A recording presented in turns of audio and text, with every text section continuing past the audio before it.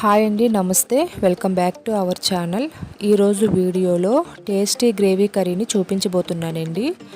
అన్నం బిర్యానీలోకి లేదా చపాతీ రోటీలోకి ఈ గ్రేవీ కర్రీ కాంబినేషన్ చాలా బాగుంటుందండి. చాలా తక్కువ ఇంగ్రీడియంట్స్ తోటి చాలా టేస్టీగా ఈజీగా తయారు చేసుకోవచ్చండి. తప్పకుండా ట్రై చేయవలసిన రెసిపీ అండి ఇది. ముందుగా కడాయి పెట్టుకొని 1 టేబుల్ స్పూన్ ఆయిల్ వేసుకొని ఈ పూల్ మకానాలు వేసుకొని తక్కువ మంట మీద దోరగా వేయించుకోవాలండి. తామర గింజల్ని పాపింగ్ చేస్తే మనకి ఈ పూల్ మకానాలు వస్తాయండి. అదే కడాయిలో 2 లేదా 3 స్పూన్ల ఆయిల్ వేసుకుని 2 బిర్యానీ ఆకులు, ఒక పెద్ద సైజు ఉల్లిపాయని కట్ చేసుకొని వేయించుకోవాలండి. కొంచెం మగ్గిన తర్వాత ఒక హాఫ్ స్పూన్ పసుపు, 1 స్పూన్ ఉప్పు వేసుకుని ఈ ఉల్లిపాయ ముక్కల్ని గోల్డెన్ బ్రౌన్ కలర్లోకి వచ్చే వరకు కూడా వేయించుకోవాలండి.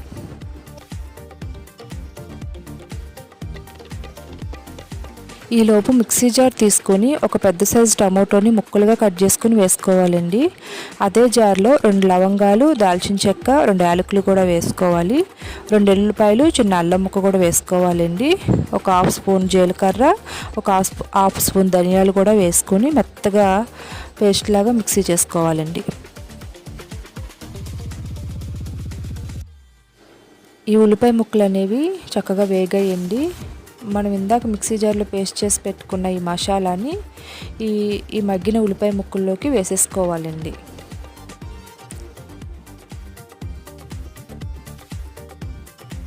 ఇదంతా ఒకసారి కలిపేసుకొని ఈ మసాలా అనేది మగ్గి ఆయిల్ సెపరేట్ అయ్యే వరకు కూడా వేయించుకోవాలి. ఈలోపు కొన్ని జీడిపప్పు పలుకులను తీసుకొని వాటిని కూడా మిక్సీ జార్లో వేసుకొని మెత్తని పౌడర్ లాగా చేసుకోవాలండి. చక్కగా ఆయిల్ సెపరేట్ అయింది కదండి, ఈ కర్రీలోకి ఆ పౌడర్ని కూడా వేసేసుకోవాలండి.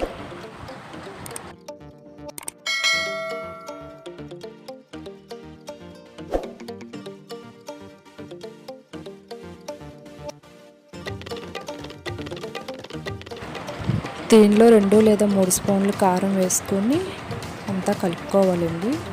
గ్రేవీ కోసం కొంచెం వాటర్ పోసుకోవాలి. దీనిలోకి పూల్ మకానాలు కూడా వేసుకొని అంతా కలుపుకోవాలండి. కలుపుకున్న తర్వాత దీన్ని ఒక 2 to 3 మినిట్స్ బాగా మగ్గించుకోవాలి.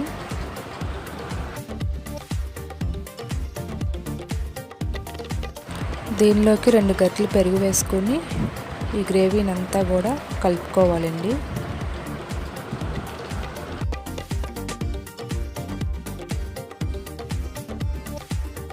ఈ గ్రేవీ అంతా కూడా దగ్గర పడిందండి.